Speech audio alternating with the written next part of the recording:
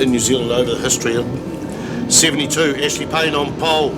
Is that Steve Bridge out there again? Has he changed his helmet after that crash on the different bike? And then it is the big man from Whanganui, number 48.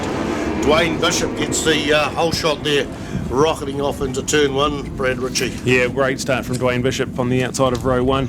We've got Steve Bridge doing a good job as well there. We can see the yellow helmet, so it looks like it might be Steve Bridge is going to lead this one into the S's. So unfortunately, we've got one down. I think that might be the number 47 machine down out of turn 1, so hopefully he's up and okay.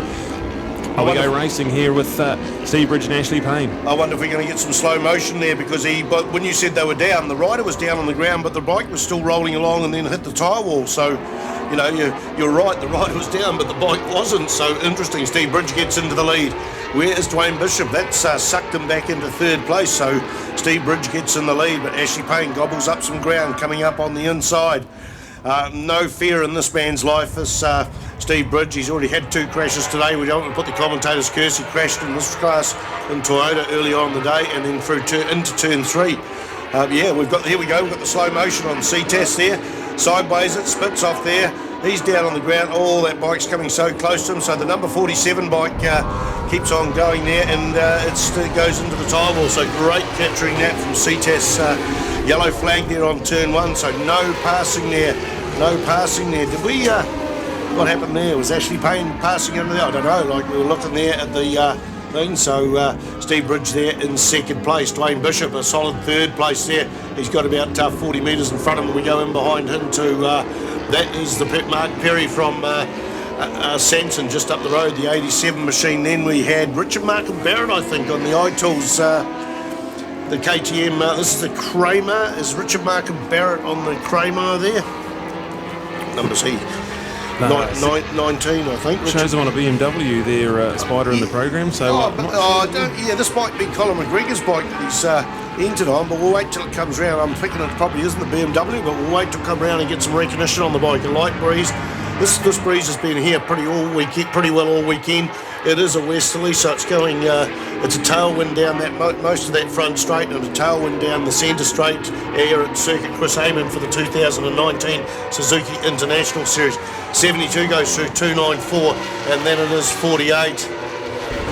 48 there. Couldn't quite pick that one. Coming out of turn 1, Ashley Payne. He's doing a great job here, so he is in front. Steve Bridge there in second place, and it's Dwayne Bishop there in the third place. We've got Mark Perry. He's had a much better start on this one, running in fourth place. Richard Markham Barrett, he's in there as well. We've got Sam Willisey. He's running in sixth place at the moment. He was on the podium in race 1. We've got Jason Lamb and Jason Bardell in there. So this is on here.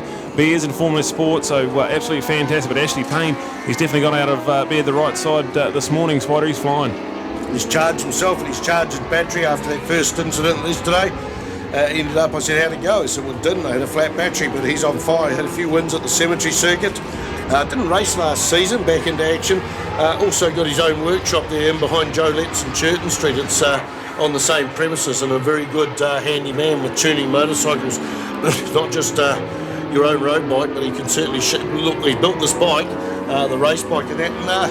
Where is Sam Willisey at the moment? We haven't seen much of Sam Willisey. Yeah, he's running in sixth place at the moment. That's reasonably strong, but not what he's had earlier this Suzuki Series, particularly this weekend. He was out last weekend, but Sam Willisey on the number 96 machine. We see Stephen Leggett go through there on the beautiful big Aprilia. The big Aprilia RS34. Just sounds so beautiful, these motorcycles. The lead's opened up there. We've got about 70 metres between first and second, going in and out of the hairpin, watching Dwayne Bishop muscle that 48 around. And then we got 3 guys all battling it out for 4th, 5th and 6th. This goes in and out of the hairpin. Looks at the top. Hello, we got one down there. Somebody's down there. The bike. Oh, that bike started to go back on the infield. Yeah, this is probably going to go to red, but they'll let the organisers sort that out. We can't, they'll sort that. Yellow is out. Everyone's coming through there.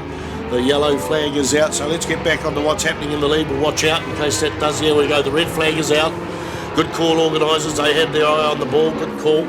So it is red flag. Comes out at every point around the circuit. We're slowing people down because that bike is right in the middle of the track. Can't see any debris, but can we pick up who it is? We got the binoculars. We can't quite pick up who it is.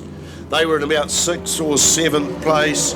I think I know who it was, but I'm not going to be irresponsible. And thing. The important bit is the rider's up and off to the side. So Q West Boat Builders in Whanganui, the Bears Formula Sport, the Bears British European American Racing. In the old days, the British weren't very competitive, British and European American, so they set up their own series. As time's come on, we've got bikes there that are capable of winning the big races here in New Zealand.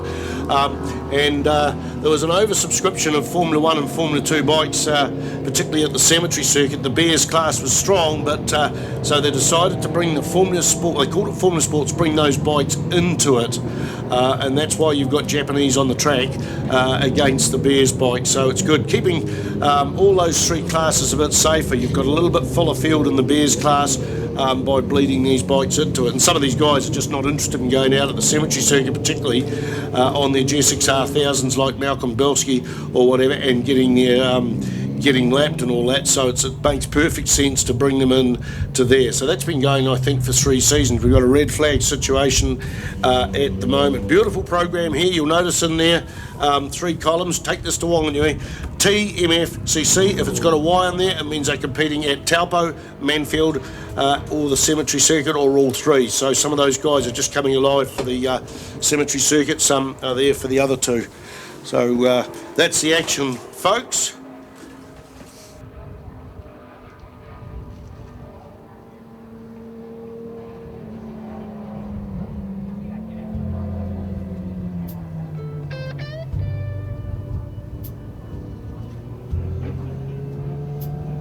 Go after the next one.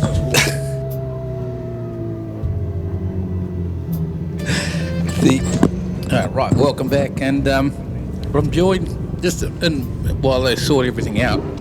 Excuse me, I'm joined by Shane Richardson. Shane, what can I say? Really, a very successful year in the UK. First go.